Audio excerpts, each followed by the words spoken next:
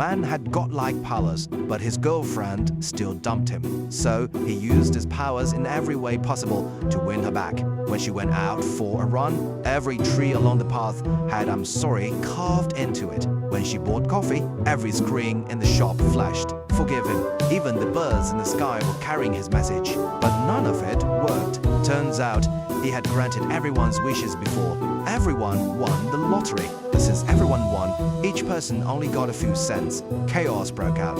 People flooded the streets, rioting and smashing everything in sight. The city plunged into madness, and because he had been recklessly using his powers, the whole world started falling apart. Massive blackouts, disasters everywhere. That's when he finally realized how bad things had gotten. He rushed to God for help, but God just smiled and said,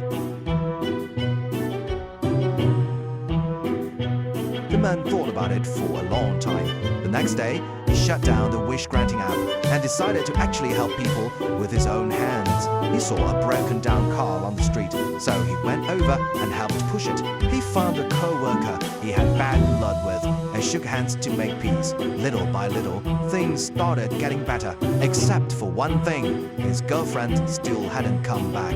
He reopened the Wish app, searched for her prayers, then teleported to her window.